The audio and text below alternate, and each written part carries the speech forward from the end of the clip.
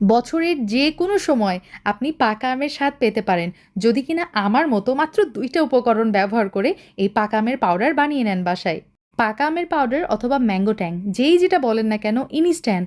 আপনি চাইলে mango juice বানিয়ে নিতে পারবেন, আবার ম্যাঙ্গো মিল্কশেক বানিয়ে নিতে পারবেন। এই পাউডার আপনি বছর জুড়ে সংরক্ষণ করতে পারবেন। সব কিছু ডিটেলসে এই ভিডিওতে আলোচনা করব, আর শর্টকাটে ভিডিওটা শেয়ার করেছি যাতে করে টাইম ওয়েস্ট একটুও না হয়। প্রথমেই নিয়েছি ম্যাঙ্গো পাল্প ১ কাপ পরিমাণ। আচ্ছা, আপনাদের জন্য একটা টিপস, এখানে ল্যাংড়া আমটা ব্যবহার করার চেষ্টা করবেন, তাহলে ফ্লেভারটা অনেক ভালো আসে। ব্লেন্ডার জারে আমি একদম দেখতে পাচ্ছেন আম একদম পেস্ট বানিয়ে ফেলেছি। এখন একটা বড় ট্রেতে যেটা করেছি খুব ভালো মতো ক্লিন করে নিব, শুকনো থাকতে হবে সোজা কথা। তো এর মধ্যে আমি এই যে ম্যাঙ্গো পাল্পগুলা দিয়ে দিলাম, তার সাথে ব্যবহার করেছি ১.৫ কাপ পরিমাণ চিনি। ২ কাপ পর্যন্ত চিনি এখানে ব্যবহার করা যাবে। আমার চিনি খুব ভালো মতো মিক্স করে নিয়েছি, এখন এই ট্রেতে খুব সুন্দর করে ছড়িয়ে দিব। আর এই ট্রেটা আমার রুমের একটা সাইডে চেয়ারের ওপর, অর্থাৎ ওই যে ফ্যানের নিচে রেখেছিলাম আর কি। আর আপনাদেরকে প্রায় ১ দিন পর দেখিয়ে দিচ্ছি যে এই আমের মিশ্রণের কি অবস্থা।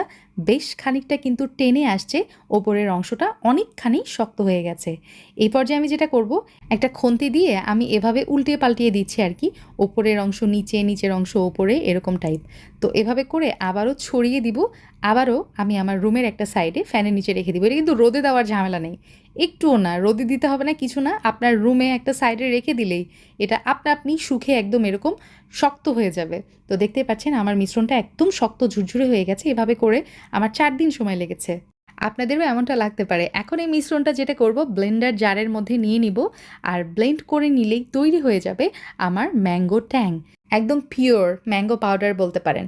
তো এটা আমি এক ব্যাচ আপনাদেরকে করে দেখালাম। আরেক ব্যাচ যেটা আমি করেছি, এখানে সামান্য একটু ওই যে স্যাফরান ফুড কালার ইউজ করেছিলাম, তো এই জন্য দুইটার কালারের একটু ডিফারেন্স হয়েছে। তো আপনাদের যেটা ভালো লাগে, যেভাবে ভালো লাগে আপনারা সেভাবে ব্লেন্ড করে নেবেন।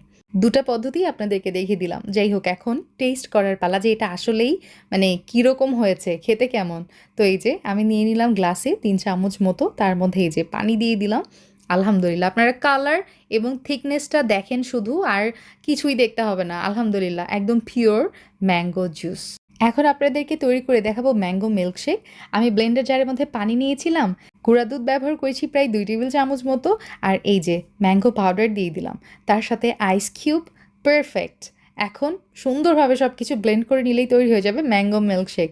বছরের যে কোনো সময় যখন ইচ্ছা আপনি পাকা আমের স্বাদ ইনস্ট্যান্ট পেতে পারেন। কাচের জারে অথবা এয়ারটাইট যে কোনো বক্সে চাইলে সংরক্ষণ করতে পারেন। ইনশাল্লাহ এটা বছর জুড়ে ভালো থাকবে। আর নর্মাল টেম্পারেচারে অন্তত ১ মাস